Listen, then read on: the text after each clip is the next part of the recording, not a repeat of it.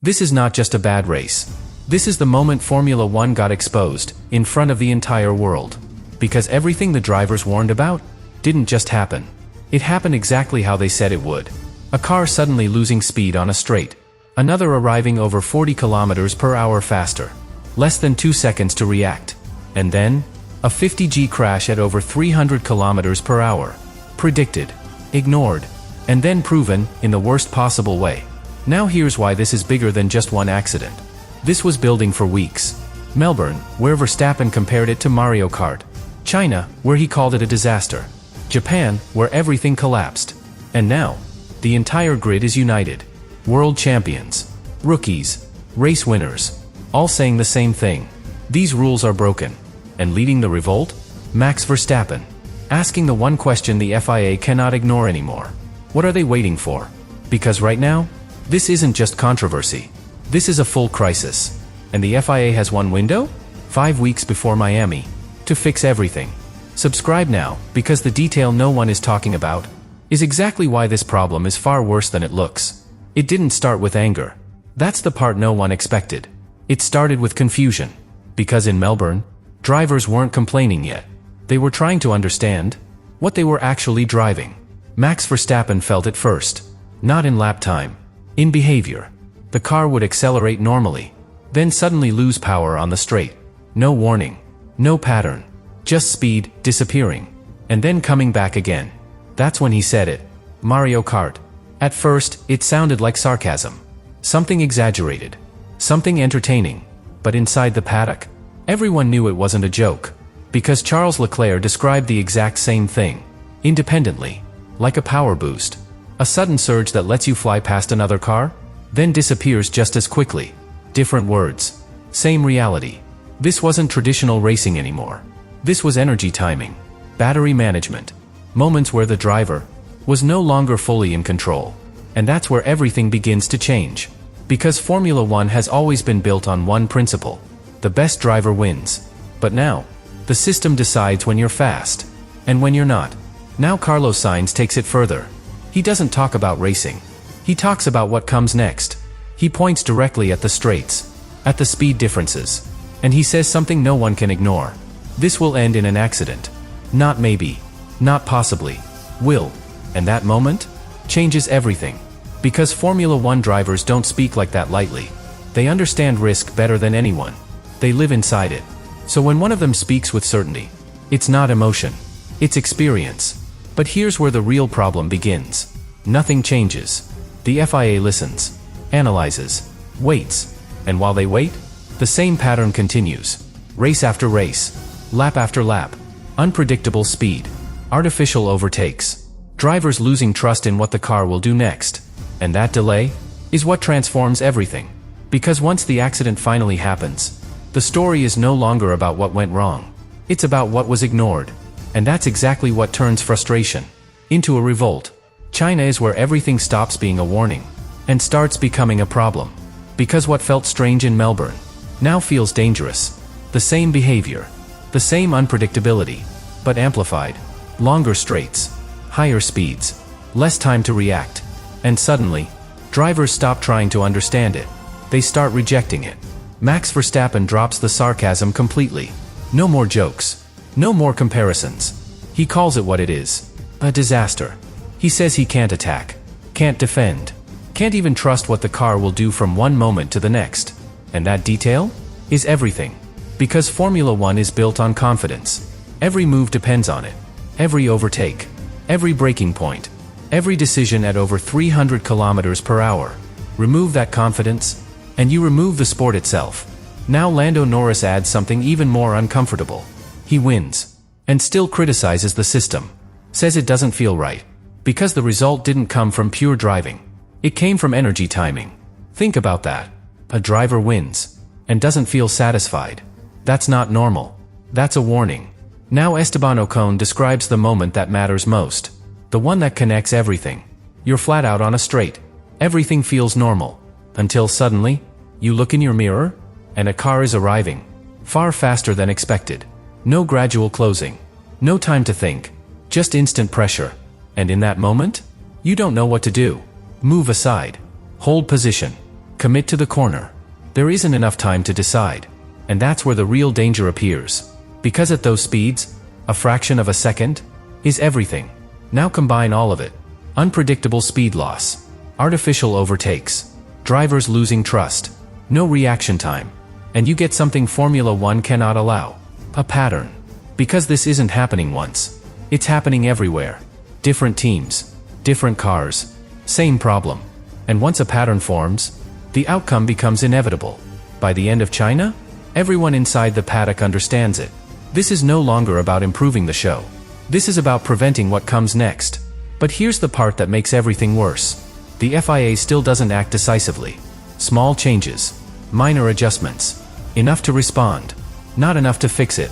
And that hesitation is what turns this entire situation into a countdown. Because every lap, every race, pushes the system closer to its limit. And once that limit is reached, there are no warnings left. Only consequences.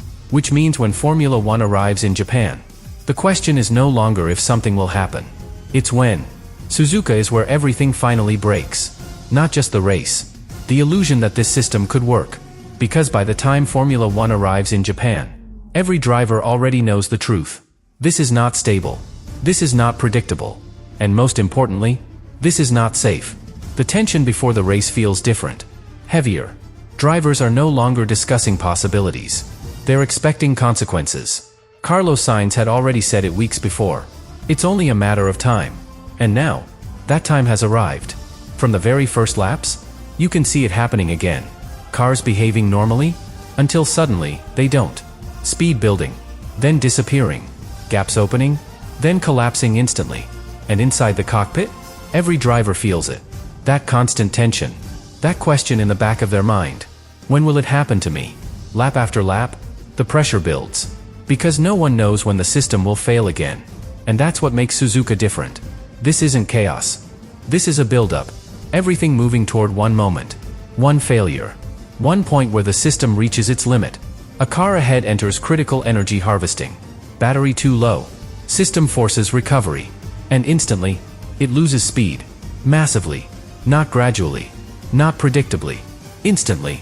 On a straight. At over 300 kilometers per hour. Now another car approaches. Flat out. Everything calculated. Based on normal behavior. But this isn't normal anymore. The closing speed explodes. 45 kilometers per hour difference. That's not racing. That's a situation you cannot control. Now think about the time available. Less than 2 seconds. To see it. Understand it. React. At those speeds, that's nothing. And in that moment, everything the drivers warned about becomes real. The car behind arrives too fast. The car ahead behaves unpredictably. Moves slightly. Closes the only safe line. And suddenly, there is no option left. Brake, not enough distance. Turn, no grip. Avoid, no space. The car is forced off track. Hits the grass. Loses control. And then, impact. 50G. Violent. Sudden. Inevitable. And in that exact moment, everything changes. Because now, there is no debate left. No interpretation. No opinion. Only proof. Proof that the system did exactly what the drivers said it would do. And that's when the revolt truly begins. Not in interviews. Not in headlines. Inside the drivers themselves. Because after that impact, something changes permanently. Carlos Sainz doesn't sound surprised. He sounds defeated. Because the scenario he described in Melbourne just happened in front of everyone. George Russell connects it instantly. 3 races. 3 weeks of warnings. And now, a 50G confirmation. This is no longer about improving the sport. This is about preventing the next crash. And then comes the moment that defines everything. Verstappen speaks. No filters. No patience. Just one question. What are they waiting for? Because now, there is nothing left to study. Nothing left to debate. The exact scenario happened. Exactly as predicted. So why hasn't anything changed? And that question is what ignites the entire grid. Because now the drivers are no longer individuals. They are united. Different teams. Different cars. Same message. This cannot continue. Fix it. Now. And when that happens in Formula One, everything shifts. Because the sport can ignore one voice. It cannot ignore all of them at once. Now the pressure hits the FIA from every direction. Drivers demanding safety. Teams demanding clarity. Fans questioning the credibility of what they're watching. And the media amplifying every second of it. This is no longer internal. This is global. And the FIA is no longer controlling the situation. They're reacting to it. Emergency meetings. Urgent technical reviews. Promises of changes before Miami. But here's the real problem. That's not what the drivers want anymore. They don't want promises. They don't want timelines. They've already seen the result. They want action. Before the next race. Because Miami changes everything again. Long straights. High speeds. The exact conditions that caused the crash. And now, there is no margin left. No second warning. No second chance. Because if this happens again, this doesn't stay a revolt. It becomes something much bigger. A complete collapse of trust. Between the drivers and the system that's supposed to protect them. And that leads to the final question. The one that decides everything from here. Will the FIA finally act? Or are they about to lose control of Formula One completely? This is where everything reaches its breaking point. Because now, the problem is no longer the rules. It's what those rules have done to the sport itself. Because once drivers lose trust, they don't just complain. They change how they race. And that's already happening. Drivers lifting earlier on straights. Hesitating in overtakes. Avoiding moves they would normally commit to. Not because they lack skill, but because they don't trust what will happen next. And that changes everything. Because Formula One has always been about precision, confidence, commitment, pushing to the absolute limit. But now, that limit is unclear, unpredictable, controlled by a system, not by the driver. And once that happens, you don't just lose performance. You lose the essence of the sport. Now think about what that means long term. The fastest drivers in the world, driving with hesitation, second-guessing every move, not because of competition, but because of uncertainty. That's not Formula One anymore. That's survival. And that's exactly why this revolt matters so much. Because it's no longer about fixing a technical issue. It's about restoring trust. Between the driver and the machine. Between the driver and the system meant to protect them. And that's something much harder to fix. Now the FIA faces its most critical decision in years. Because every option comes with consequences. If they act too slowly, they risk another accident. If they rush changes, they risk breaking the competitive balance. If they target specific systems, they risk favoring certain teams. And if they do nothing, they lose the drivers completely. There is no safe option left. Only necessary ones. And this is where everything connects. Melbourne, the warning. China, the escalation. Suzuka, the proof. Verstappen, leading the revolt. The grid, united. All of it leads to this moment. Because Formula One has faced moments like this before. Moments where the sport had to choose. Between waiting or acting. And history is clear. When Formula One waits, it pays the price. So now everything stops. Not for a race. Not for a result. For a decision. 5 weeks before Miami. 5 weeks to fix a system that has already proven it can fail. And if they get it right, this becomes the turning point.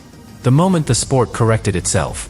But if they get it wrong, then everything we've seen so far was just the beginning. Because Suzuka won't be remembered as the crisis.